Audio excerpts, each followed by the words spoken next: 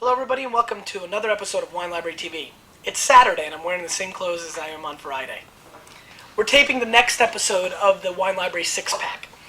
You just missed what could have been the greatest moment in Wine Library TV history. We do have a champagne in the 6-pack, as you know, and I was really excited because I was going to show people the right way to open champagne. You know, kind of give it the tilt, the little turn. You'll never have anything go anywhere. The champagne will stay in its bottle. It's perfect. Well, while I was sitting here after I did the foil, what basically happened was the bottle exploded, the cork flew up, hit the tile, there's residue everywhere, and it was pretty much hilarious. So, we're going to do that later, but what we're going to focus on now is a pair of two red wines. We're going to do a very interesting tasting today. We're going to do the Lucky Country 2003 Cab Shiraz. It's actually Shiraz Cab, excuse me. 55% Shiraz, 45% Cabernet. 2003, very controversial wine. Screw top, 90 points Parker. You'll notice on our product page on winelibrary.com, there's a lot of customer comments going both ways, so I thought that would be fun to include.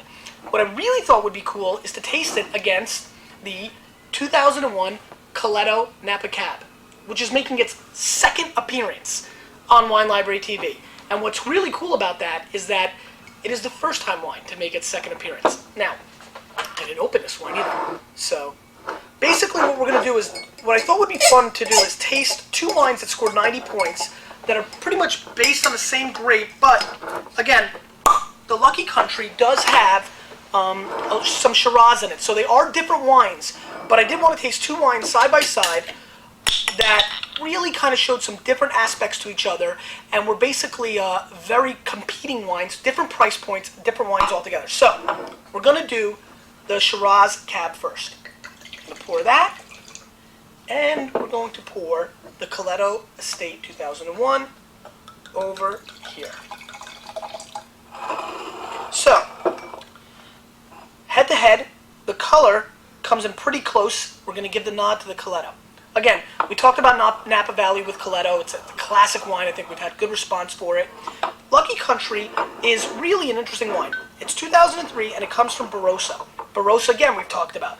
The Napa of Australia. So, this is an interesting battle.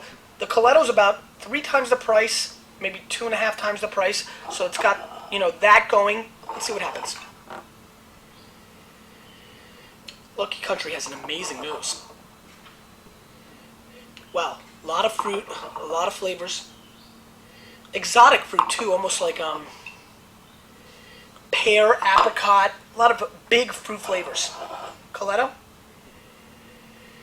deep, rich, red, classic red Cabernet wine nose.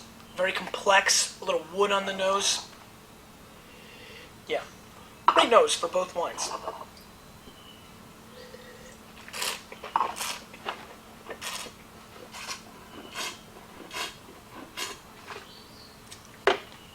I saved the two red wines for Saturday night, knowing that would be a good idea.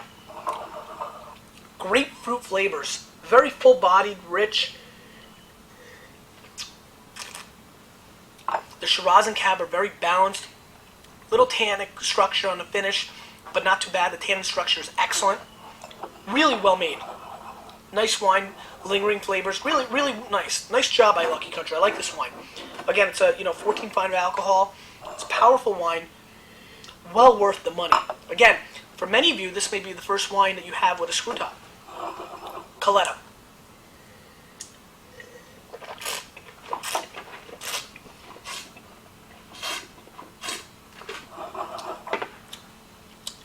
Massive. Coats the palate. We've gotten into this wine before. So many people requested and emailed and said, oh, I want to try that. So I thought it'd be fun to include it in the 6-pack.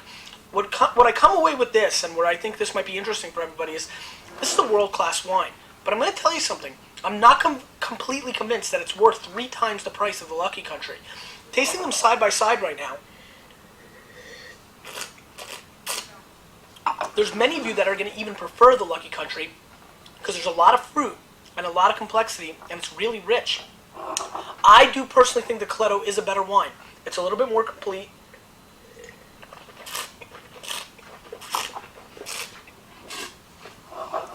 It's got a little more richness. It's complex. without being too serious and too out there that you can't enjoy all the fruit.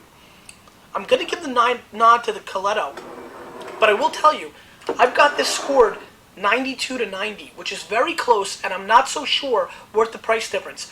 What I think is really interesting about this, what I hope to accomplish with this, and I think I did, is that, price is not a factor in wine. I'm positive there's many of you at home right now that think this is a better wine. And this is a very great wine in its own right. It's just a very interesting battle. It's close. I would call it a toss-up for many people. And it's just interesting to see, hey, here's a wine that costs 3 times as much, but is it that much better?